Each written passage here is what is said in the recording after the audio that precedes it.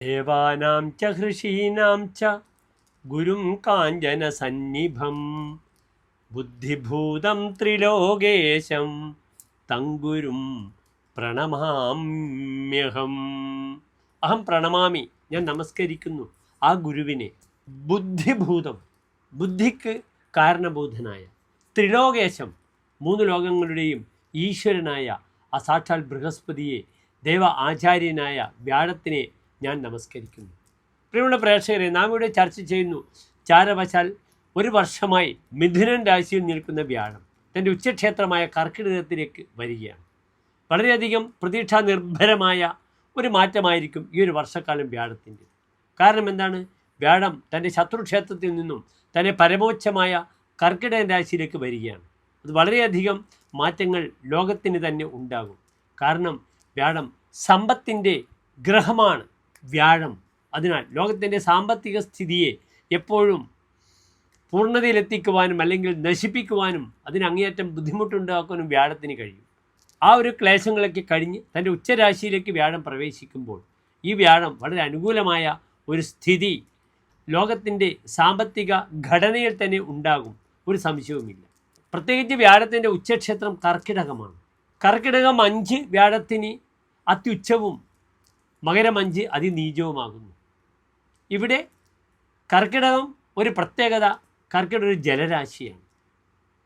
ജലാശയ നിർമ്മാണശീല, വെള്ളവുമായിട്ട് ബന്ധപ്പെടുന്ന, ജലവുമായി ബന്ധപ്പെടുന്ന അല്ലെങ്കിൽ ഓയിൽ, തൈലം ഇതുമായി ബന്ധപ്പെടുന്ന ദ്രാവക രൂപത്തിലുള്ള എല്ലാ വസ്തുക്കളുടെയും ഗമനാഗമം, യാത്ര, സഞ്ചാരം, അതിൻ്റെ ക്രയവിക്രയം ഇതൊക്കെ കർക്കിടക രാശി കൊണ്ടാണ് ചിന്തിക്കുക.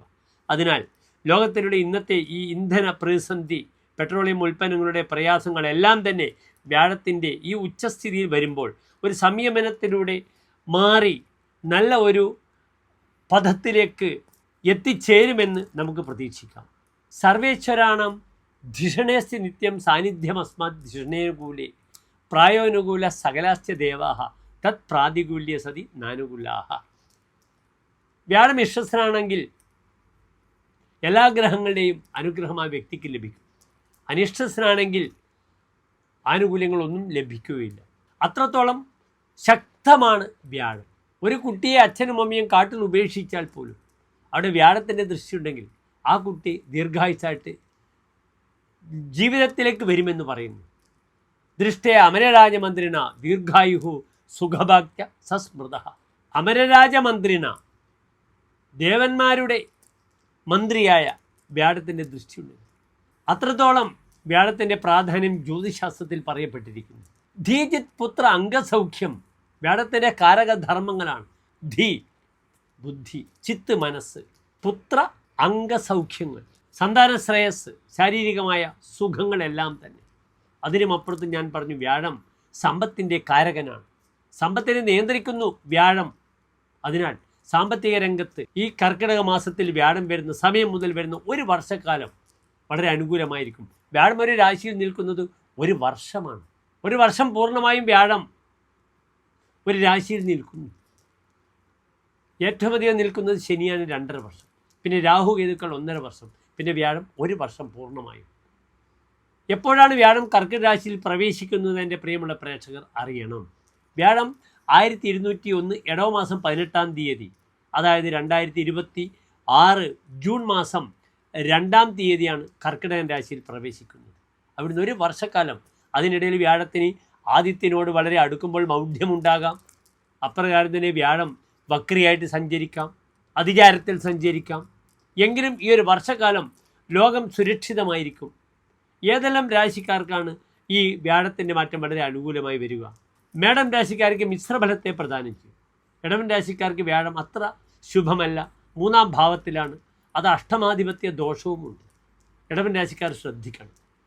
മിഥുന രാശിക്കാർക്ക് വ്യാഴം അങ്ങേയറ്റം അതിശക്തമായി 2-ാം ഭാവത്തിൽ നിൽക്കുന്നു. കർക്കിടകൻ രാശിക്കാർക്ക് ജന്മവ്യാഴമാണ്, ഭാഗ്യാധിപനാണ്. സമ്മിശ്ര ഫലം ഉണ്ടാകാം. പലപ്പോഴും ജന്മവ്യാഴം അത്ര ഗുണമല്ല. എങ്കിലും കഴിഞ്ഞ ഒരു വർഷം വ്യാഴം 12-ാം ഭാവത്തിലായിരുന്നു, വളരെ ദുർബലമായിരുന്നു. പലപ്പോഴും ജന്മവ്യാഴത്തിൽ അതിനേക്കാളും കുറച്ച് നന്മകളൊക്കെ ആകാം.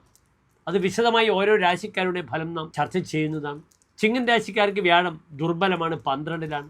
കന്നി രാശിക്കാർക്ക് വ്യാഴം ഏറ്റവും നല്ലതാണ്, 11-ലാണ്. തുലാം രാശിക്കാർക്കും വ്യാഴം 10ാം ഭാവത്തിൽ നിൽക്കുന്നു, നല്ലതാണ്. മാനസിക പ്രയാസങ്ങളില്ലാതെ ശ്രദ്ധിക്കണമെന്ന് മാത്രം. വൃശ്ചികൻ രാശിക്കാർക്ക് ഏറ്റവും അനുകൂലമാണ്.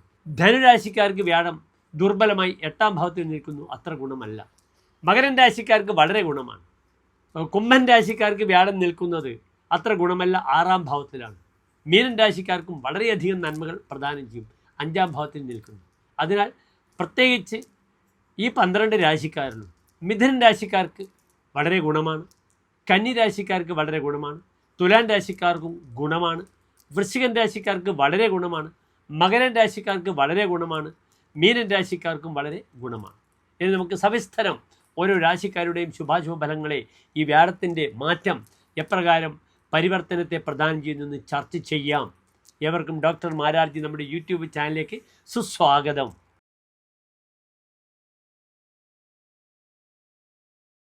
ഉത്തര നക്ഷത്രത്തിൻ്റെ അവസാനത്തെ 45 നാഴിക, അത്തം ചിത്ര നക്ഷത്രത്തിൻ്റെ ആദ്യത്തെ 30 നാഴിക വരുന്ന 2 നക്ഷത്ര സമൂഹം. ഇവിടെ കന്നി രാശിക്കാർക്ക് വ്യാഴം നിൽക്കുന്നത് ഏറ്റവും അനുകൂലമായ 11ാം ഭാവത്തിലാണ്.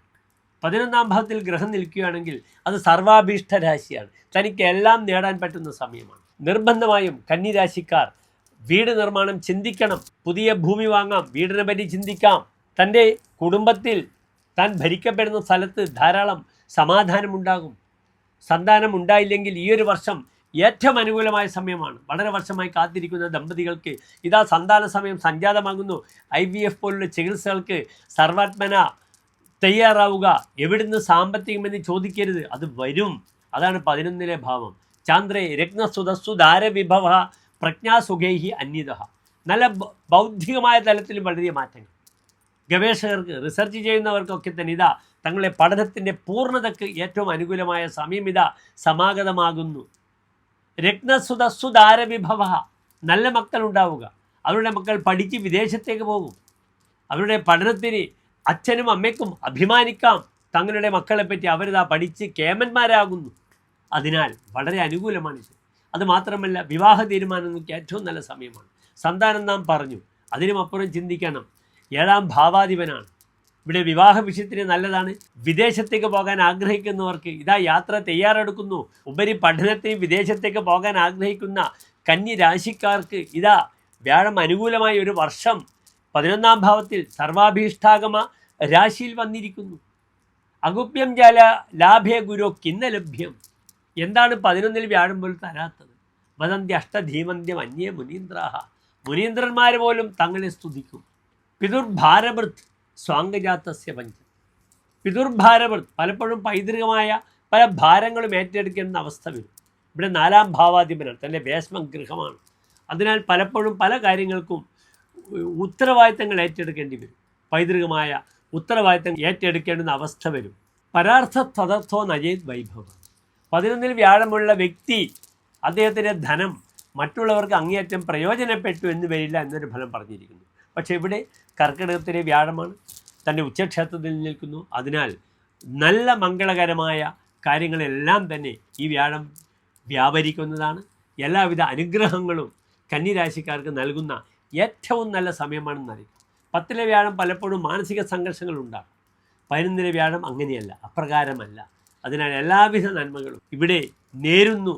എന്ത് വന്നാലും ഒരു കാശ് ഇല്ലെങ്കിലും ഗൃഹനിർമ്മാണവുമായി ബന്ധപ്പെടുന്ന പ്രവർത്തനങ്ങൾ അത് വന്നുകൊള്ളും. ലോണായാൽ ലോണ്, അല്ലെങ്കിൽ മറ്റേതെങ്കിലും രീതിയിൽ സഹായത്തിലൂടെ വിദേശത്തുള്ള സുഹൃത്തുക്കളെ വിളിച്ചാൽ സഹായം ലഭിക്കും. തനിക്ക് പൂർവികമായ സ്വത്ത് വിൽക്കാം, വിറ്റ് കാശുണ്ടാക്കാം, അത് മറ്റൊരു തരത്തിൽ ഇൻവെസ്റ്റ് ചെയ്യാം. ഇവിടെ ധനകാര്യ സ്ഥാപനങ്ങളിലെല്ലാം തന്നെ ഇൻവെസ്റ്റ് ചെയ്യാൻ ഏറ്റവും അനുകൂലമാണ് കന്നിരാശിക്കാർക്ക് എന്നറിയുക. നന്നായി പ്രാർത്ഥിക്കുക.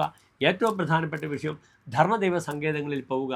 അവിടെ വിളക്കിലേക്ക് എണ്ണ, തിരി, മാല സമർപ്പിക്കണം. ധർമ്മദൈവങ്ങളെ മറക്കരുത്. നല്ല വിവാഹം കഴിച്ച് യുവതി യുവാക്കൾ നല്ലൊരു ജീവിതം നയിക്കട്ടെ എന്ന് പ്രാർത്ഥിക്കുന്നു. നന്ദി, നമസ്തേ.